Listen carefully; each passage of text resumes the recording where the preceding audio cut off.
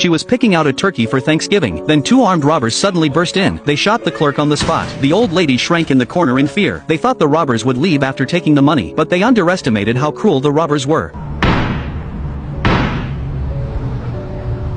Little did the robbers know, the 80-year-old woman they casually killed had 4 sons who were mixed up in gangs. On the day of the funeral, the whole town showed up to mourn voluntarily. They were furious over her death, because she was a well-known kind woman in the area. Even though she never had kids of her own, she spent 30 years helping hundreds of orphans find new families, but 4 of them were too naughty. No family would take them in. She couldn't bear to see them starve on the streets, so she kept those 4 boys and raised them all by herself. The 4 brothers had different skin colors, but they were always as close as real brothers. The hot-headed oldest brother led the 3 others. In just 2 short years, they took over all the local gangs. Even though her sons killed and caused chaos all day, their mother never gave up on them. With her quiet and careful guidance, the 4 brothers finally changed their ways. The oldest quit the life and became a normal man. The second got married and started a family. The third joined the army to serve the country. The fourth picked up his childhood dream and started a rock band. Because of their mother's death, the 4 unrelated brothers came together again, eating the turkey their mother should have bought, with an indescribable bitterness in their hearts. Even though their mother wasn't at the table anymore, they all couldn't help looking at the empty seat. For a moment, their mother's words still echoed in their ears. Zip up your mouth, Jeremiah.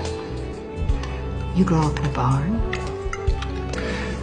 I know bad things happened to you before you came to me. But you're safe now. But take your elbow off the table.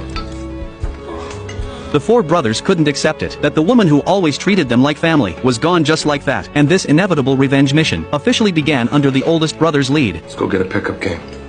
Later they went to see the sheriff, but the sheriff only said that at the time of the crime, there were witnesses playing basketball nearby who could prove it was just a random killing during a robbery. They didn't get the information they wanted from the police, so they put their hope in the law firm their mother often visited, hoping to get some clues from the lawyer. But the lawyer said he couldn't help, because all he could offer, besides a $400,000 insurance payout, was a box of documents the old lady left them. Birth certificate.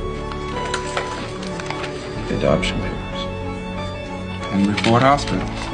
So I am from Detroit. But while the men were frustrated about not finding the killers, the second brother had a different opinion. He thought finding the killers should be left to the police and to convince the other 3. He brought up their late mother. People who did this, they probably from the same shitty-ass streets we from. Mom would have been the first to forgive them, and y'all know that. Can't all be saints, Jerry. Can't all be saints, Jerry. Alright. Cool. Even though the second brother dropped out of the mission, a bartender who owed the old lady a favor told the remaining brothers a useful piece of information. He said there was a group that robbed stores for a living. The oldest brother and the 2 others went back to their old ways, barged into their hideout with guns. The underlings ran for their lives, leaving only the young leader confused and scared. To force him to tell the truth, the oldest poured gasoline all over him, then stuffed a gun